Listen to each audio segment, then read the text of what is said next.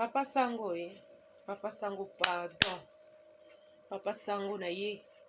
atanke mama na ye kosenga bolimbisi mpona Maria Tumba kolanda ete papa eza anesthésie aote kosala minu anesthésie sileki te etinde biloba loba papa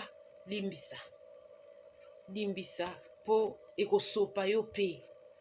par rapport na niveau na yo na papa walesa quelque part pe papa walesa yo pe ndo bandaki bapesi témoignage expliquer moto ayebaki ke bande kolobela Maria bazolobela Chance bazolobela intel